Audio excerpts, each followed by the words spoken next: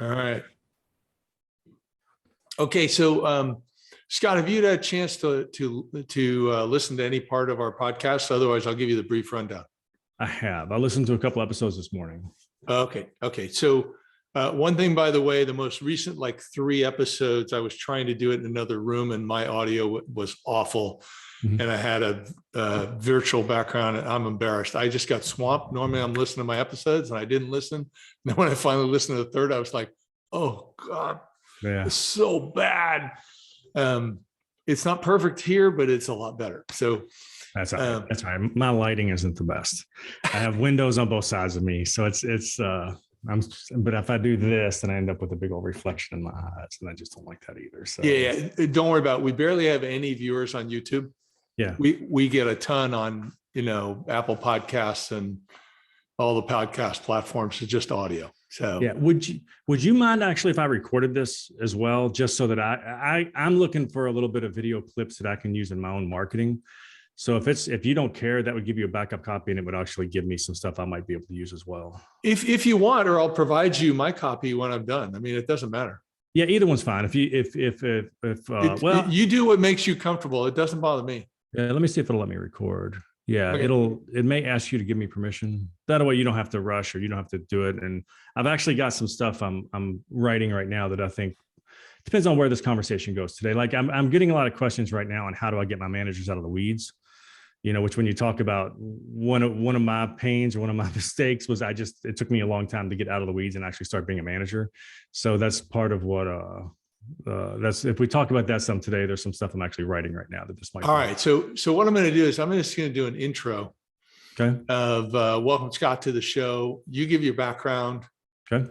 Give, you can mention your website name, anything you've written if you wanted to, type of thing. And then really we kind of dive in. So It's an open conversation. We've been doing this stuff for a while, and you got a different spin than I've got. And so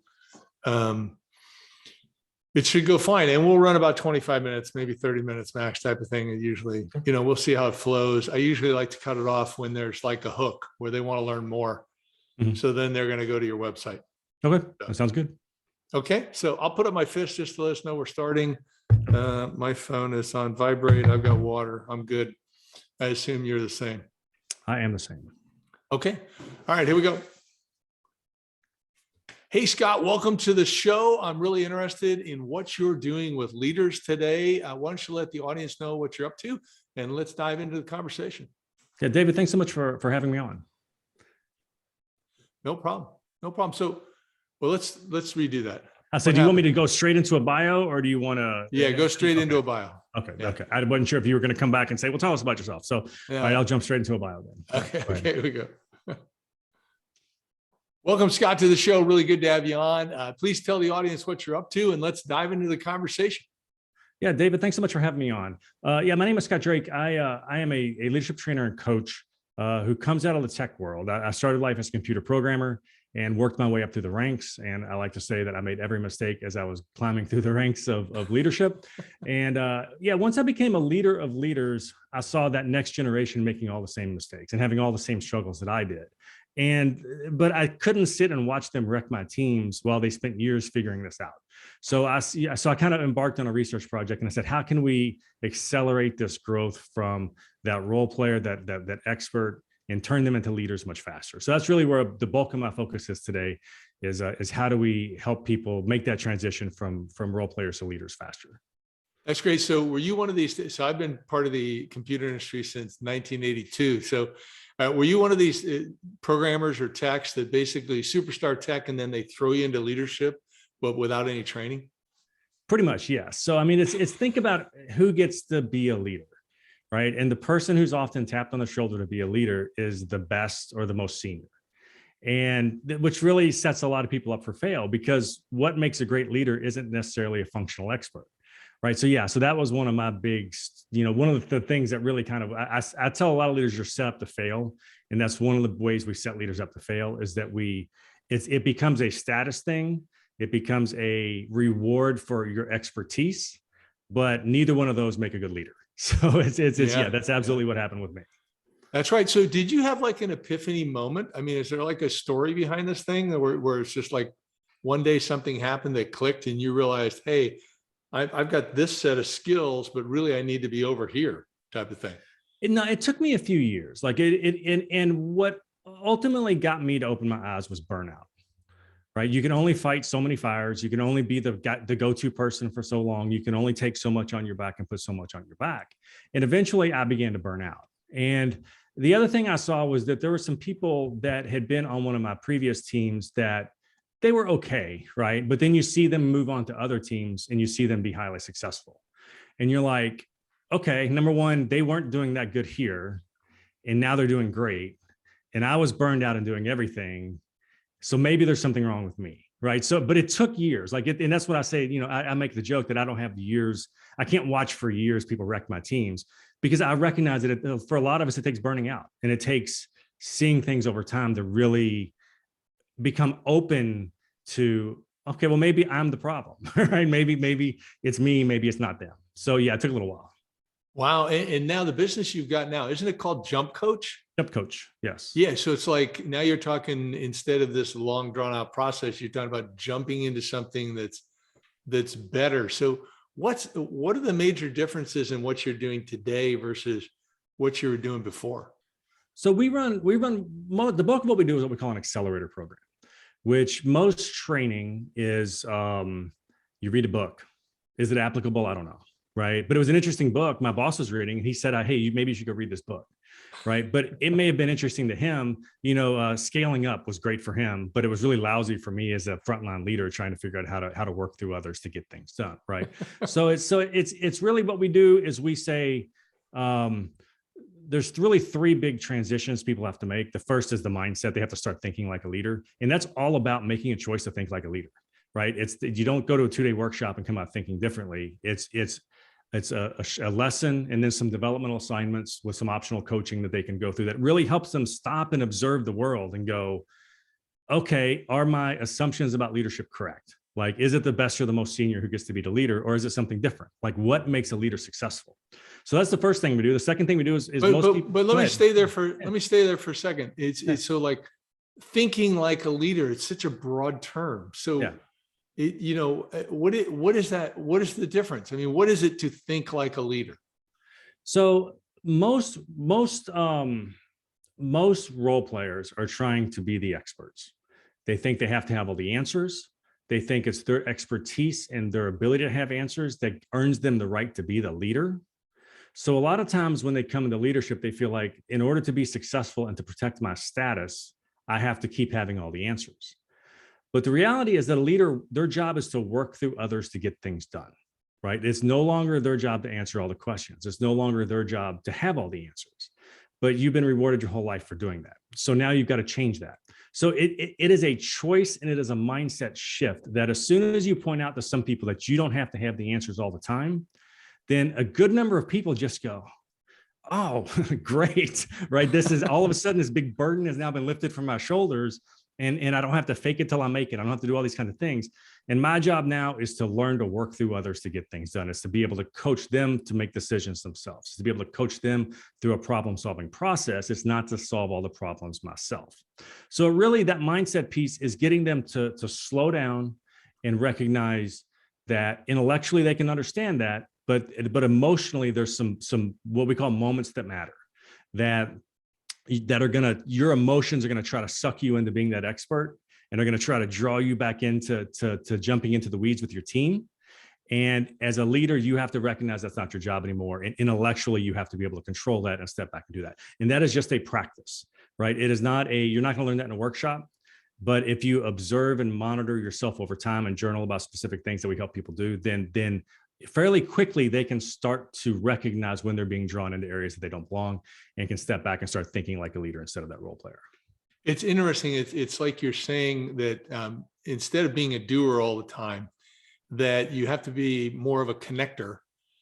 And then I'm kind of curious because leaders also have to make decisions. And then you've got the issue of what strategy and what are tactics. And do you get into those things too when you're talking about this mindset of a leader more?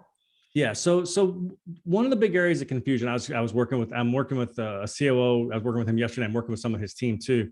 And it's one of the things we show them is that your frontline leaders, right, have to be doers and leaders, right? Sometimes they're actually doing work. And then sometimes they're making decisions at a certain level, but at the same time, they have to delegate and work through others and not be the dominant force all the time, right? They have to create space for other people to contribute. That frontline leader is doing and making one level of decisions. You go one level up to your mid-level managers, and they're often making a different type of decision, right? They're doing less and they're making, again, more some of the tactical decisions, some of maybe the 30-day, 90-day type of decisions. You go up to the executives and they should really not be in the weeds anymore. Right. If they're in the weeds, they're solving $1,000 problems instead of $1 million problems, then that business has got some big trouble. Right. So those executives really need to be making more of the strategic level decisions. So that's absolutely something that we coach them on, is to say, based on where you are at your level of the organization, then this is going to mean something slightly different to you. So yeah, it's definitely something we go into. Interesting. Okay. First thing then is this mindset of a leader. And then where do you go with the second? So the second piece is, how do you know you're doing a good job as a leader? Right? If I go to a basketball player, if I go to a computer programmer, if I go to an accountant, if I go to a salesperson, and I say, how do you know you're doing a good job as whatever your role was before? Then most people have a thoughtful answer. But if I go to most leaders and I say, how do you know you're doing a good job as a leader? Then a lot of them are going to fall back into either whatever they were before, or it's going to be all about results. It's going to be very, very biased toward getting things done. And if the other thing that's fun for me is you go ask a team of leaders individually, hey, CFO, how do you know you're doing a good job as a leader? Hey, COO, how do you know you're doing a good job as a leader? Hey, director of HR, how do you know you're doing a good job? They all have different answers, right? So like a basketball team where the coaches don't even agree on the game they're playing. Yeah. So what we did is I basically took the learning objectives of a couple of hundred books and then MBA programs and leadership graduate level programs. And I said, what are they actually trying to teach you? And if we map all that together into a scorecard or put a map together and teach people the map, then they will at least understand what this job is. Now, they're not going to learn it all and be able to do it all perfectly in month one, but they at least have seen the map of New York City and understand all the neighborhoods exist and where they might want to go. So that's the second thing we do, is we really just help them answer that question. How do you know you're doing a good job as a leader? And we give them a scorecard that they can use to understand it. Well, and do you find that when you've got that and they've got the scorecard, that then the work starts to be more meaningful to them that they're doing as a leader, because then they can actually feel like they're accomplishing something versus constantly just dealing with this deluge of problems? Yeah, one of the reasons that's hard to get leaders out of the weeds, right? It's hard to get them to go be a leader, is they don't understand what that means, right? I understood what it meant to be a great computer programmer. So it was really easy to suck me back into solving those problems in computer programming. But when I didn't really understand what it meant to be a leader, when I didn't understand what my goals were, there's 4 of them. When I didn't understand what my jobs are, there's 9 of them, right? When I didn't understand what my goals and jobs were as a leader, then it was very easy to get sucked back into the weeds. So yes, absolutely. That's why we want to show them, here's what you need to do. And the other good thing about that is, if you don't like this, then don't become a leader, right? If you don't want to focus on culture, if you don't want to focus on setting a vision, if you don't want to build relationships, if you don't want to be a coach instead of a doer, don't become a leader. Right. So that's the other thing that this can help with, is it can take those people who may have taken that promotion because they wanted that status gain and say, okay, maybe this isn't for me. Maybe this isn't what I want to do. Maybe I want to go back to being that accountant where I really was happy and enjoyed myself.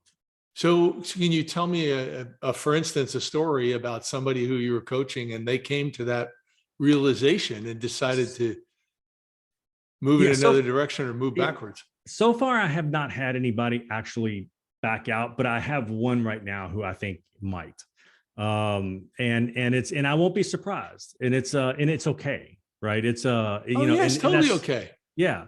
And that's the other thing I'm kind of working with his senior managers on, is to say, how can you give him a status boost? How can you give him those things that he wants, a raise, more responsibility, different things that don't require him to quote unquote be a manager or be a leader? So that's the other thing that I think that leadership teams need to be better at and need to get better at on a wide scale, is to say, how do we help people grow and give them recognition and give them those status boosts and pay boosts without having to force them into a management track? Yeah, I think I had a guy years ago who was in charge of some technical folks. I forget how big the team was, but he just wasn't doing a good job. And it really wasn't his interest. And so but the company had grown large enough where they could afford to really let him do what he would do best, which I think was more of a CTO role, something like that, where it was more of a visionary and he was stepping out front, and there was still a lot of value there. So they could give him a pay bump and they could give him maybe some other perks or something like that. But the people management side, as you know, it's difficult, particularly when it's not your forte or really when it's not your interest. So.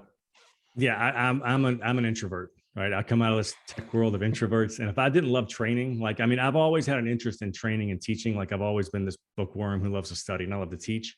But if that's kind of my niche and way of enjoying leadership is that I can kind of view it as a teaching opportunity and some of those things. So that's what helps my introvert self really adapt to some of the things that I have to do, which is a lot of people time. And people time, is a little bit harder for introverts. So yeah, it's really about finding how and what and some of those things. So is that part of your focus as you're coaching people, is to truly find that connection point of, there's however many aspects of leadership that you want to define, but if you can find that one piece that'll connect the person so it'll be fulfilling for them. Do you find that's something you have to do because people often aren't aware of it?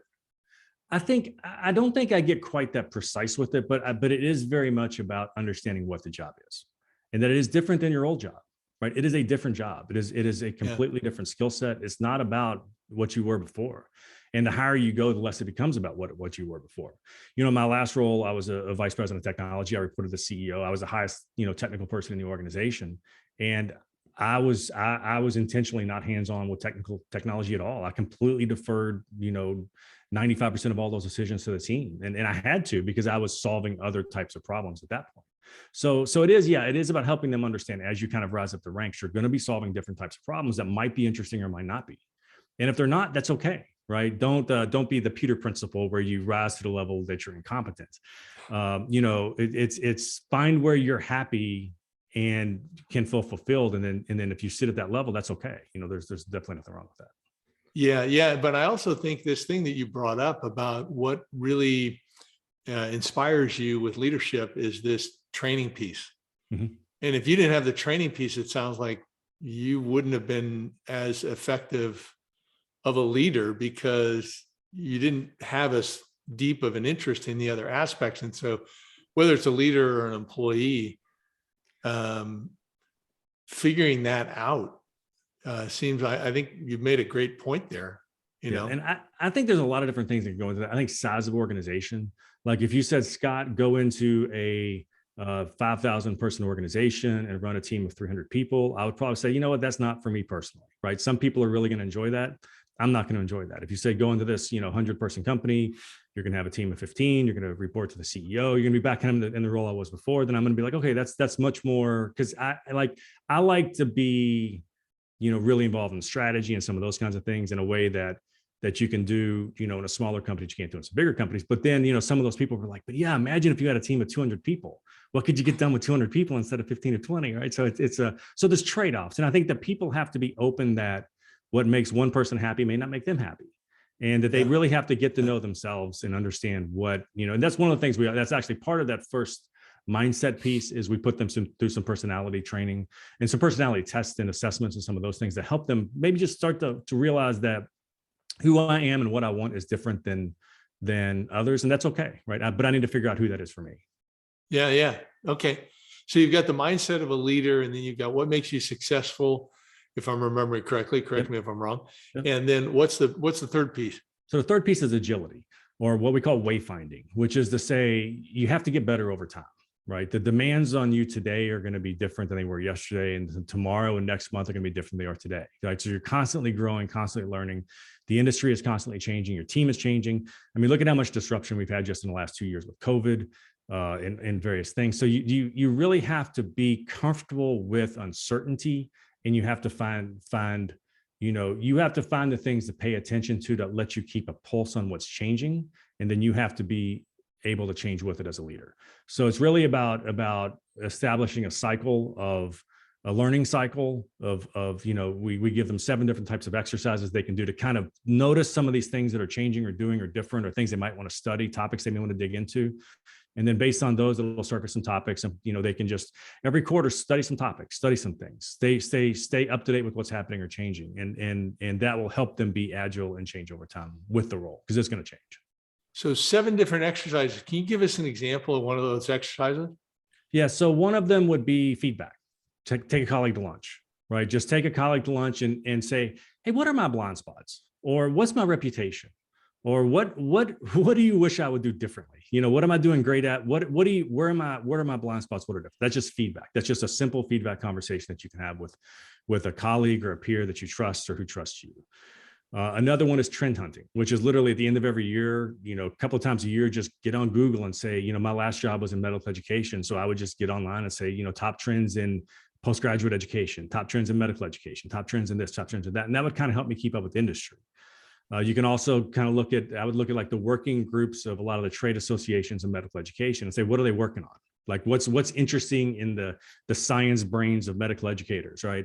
And then say, how is that going to impact my business in the next 18 months, right? So that's another one is to just, once or twice a year, just say, okay, I'm going to spend 2 or 3 hours just Googling around, looking for trends that may impact my customers, or may impact my team, or may impact our organization. So that's a couple of examples.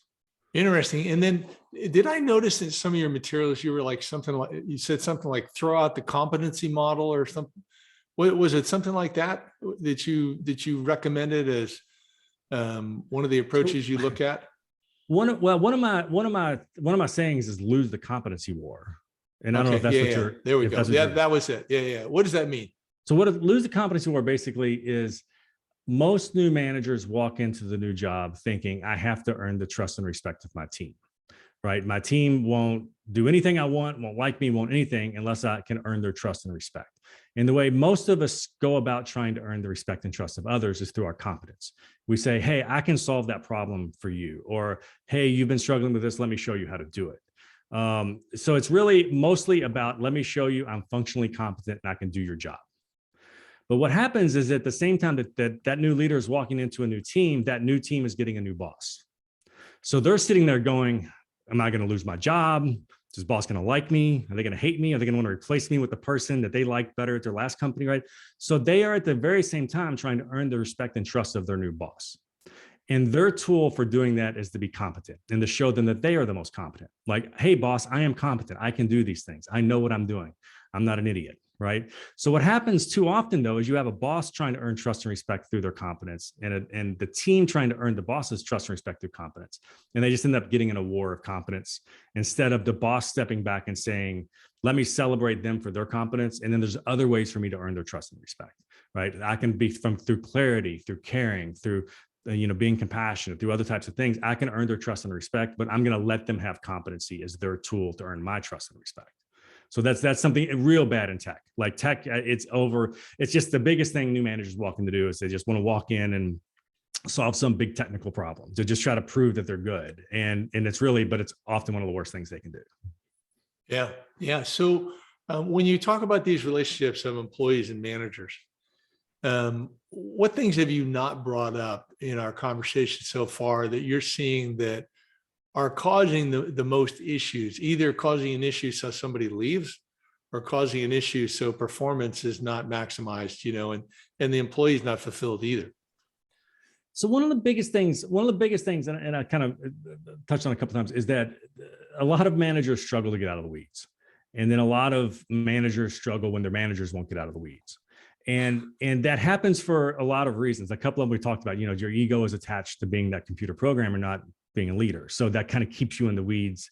But what happens a lot of times is that really does destroy employee motivation to a point. The boss is in there stomping around and there's no room for me to make a mark, right? There's no room for me to have that autonomy to do things that I'm now satisfied. I get satisfaction from solving these problems. So I don't really want the boss in here stomping around, taking everything for himself, right? Or herself, right? So it's really about how do we get them out? And again, the ego is one of them.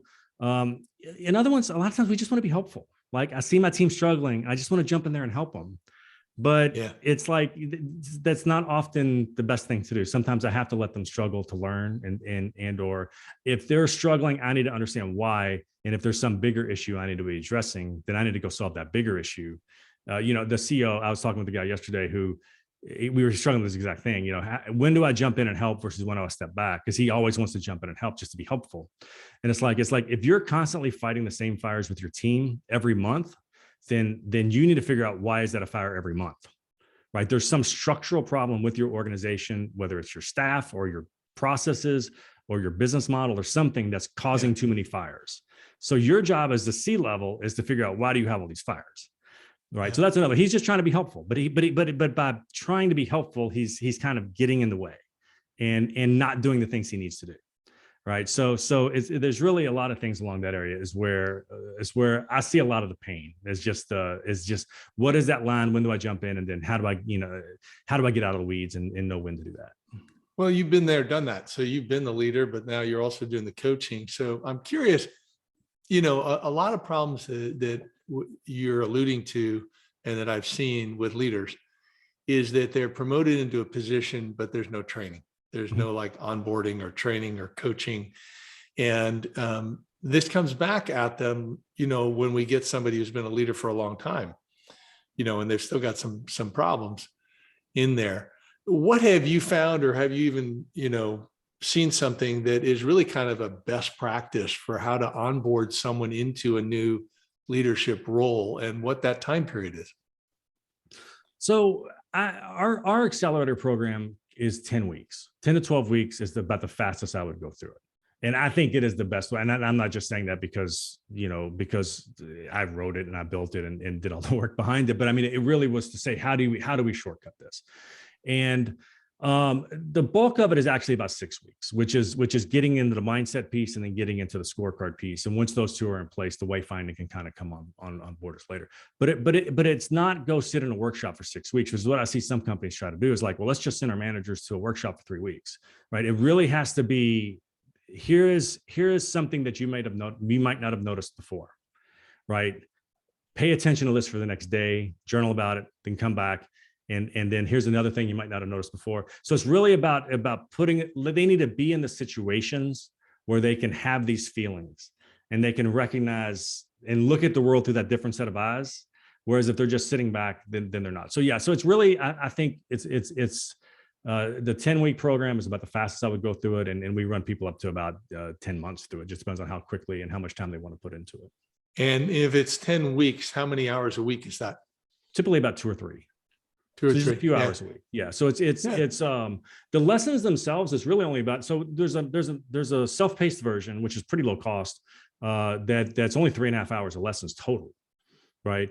But it's non-development assignments to go with it. So basically you would watch a lesson and spend about a week just kind of observing and journaling. And then you would do a developmental assignment, which is just a few minutes of a lesson, but it just gives you more things to go research and dig into. And then you come back and you do another one, So it's really only about 3.5 hours of lecture, of filling their head with something, but then it's about, 3 hours a week. So another 30 or 40 hours of observing their world and really connecting the dots of what they're being exposed to their real world. Yeah. Yeah. It sounds interesting. So if people want to learn more about that, Scott, where would they go? So best place to go is jumpcoach.com. You can get in there. You can read about the accelerator program. We've also got the scorecard we turn into an assessment. That's a free tool that they can get into that basically it'll go through and it'll ask them 39 questions. And based on that, it'll actually kind of give them, kind of show them where they're doing well and maybe where their gaps are. And it will help people really see the whole of what leadership is. And again, exposes their gaps in areas where they may want to grow. So that's a free tool that they can get into on the site as well. Well, that's cool. Hey, I really thank you for coming on the show, walking us through these 3 steps, talking about your program. And I love your background. And, thanks. And as I said, yeah. And I love the way you connected and you realize that, hey, to be effective as a leader, you realize training is the connecting point for you. So that's awesome. So I just want to thank you for being on the show. I hope people go to jumpcoach.com, check out what you got going on. And, you keep learning and growing with people and, boy, we need better leaders. So go for it. We really need them. We really need them. David, thanks so much for having me on. I appreciate it. Okay, we're good. Awesome. So I think that we will probably wait a couple weeks and then post this. Yeah, no, that's great. And I'll let you know when it's out there. Yeah. So I'll send you all the info. is there anything I could have done to be a better host for you? No, I thought that was really good. I think I enjoy the conversations just kind of go more than the conversations where they take 6 questions and just ask you those questions. Because I feel like I've done the same interview 10 times with people. So I do appreciate the more conversational approach. So no, anything from a guest standpoint that I could do that you think would make it better? You did a blend of telling kind of partial stories. Mm-hmm. So the feedback that I end up giving people over and over again is if you had like 3 major stories, maybe 5 in your pocket, mm-hmm. that, there was this guy and he was this, and then I got him to this. Mm-hmm. And not so much I got him where it's an ego thing, but you have those transition points, like even like one story for each of those 3 points. Yeah. And they're different people. Yeah. And then you got like 2 or 3 backup ones that you can filter. The stories go the best. Yeah. Yeah. So definitely. That's where it's hard with a conversational interview, though, is to say, well, no, how do it's I not take that question and tie it back into my story? Well, it's really not. Yeah. Yeah. It's really not, because you said leadership mindset. Yeah. And then at some point there, you can just say, let me give you an example. Yeah. Yeah. Yeah. And you drop the story. Yeah. And do that each time, and then be prepared with like this one about, don't get in a competency war. Yeah. Telling that as a story instead of a response. Yeah. Yeah. What did you mean by that? Oh, well, let me explain. There was this situation. Yeah. Then you got good point. Yeah. So that would be my feedback. Okay. And I cool. struggle with the same thing, by the way, when I'm a guest. Yeah. So I have to be prepared. If I'm not prepared, then I just start teaching. Yeah. Yeah. And teaching's better through stories too. So anyway. Yeah. No, I agree. Awesome. Anyway, I will let you know when this goes out. As Okay. I say, it probably won't be next week, but the week after. Okay. And, anything else that pops up, you want to ask me anything, just reach out. All right. Sounds good. David, thanks so much. I really do appreciate it. Hey, no problem. Thanks, Scott. Right. You have a good one. See you soon. Bye. Okay. Bye-bye.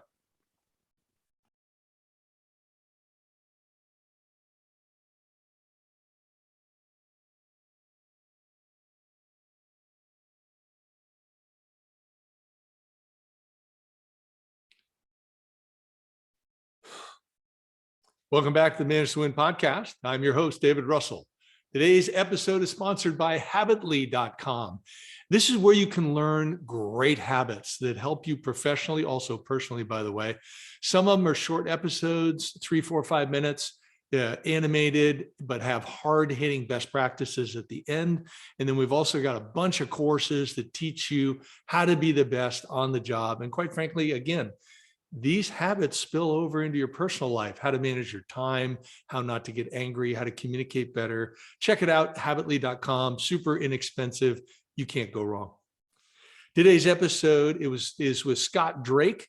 He is with JumpCoach.com. He's got a little leadership program that he's got going on that's an accelerator. He's also got a 3-step process. It's some interesting stuff. I mean, he's an ex-techie and now he's a leader. And he learned that as a leader, what he really loves is teaching. And so he connects that in all that he does. Good conversation. Let's dive in. Thanks for tuning in today. If you like the episode with Scott, please subscribe, leave us a comment or a rating. We always love to hear back from you, and tune in next week or the next week after that. I don't know when. Anyway, I'll do this over again. Thanks for tuning in today. If you like the episode with Scott, please subscribe, leave us a comment or a rating. We'd love to hear from you, and stay tuned. We've got more great guests coming.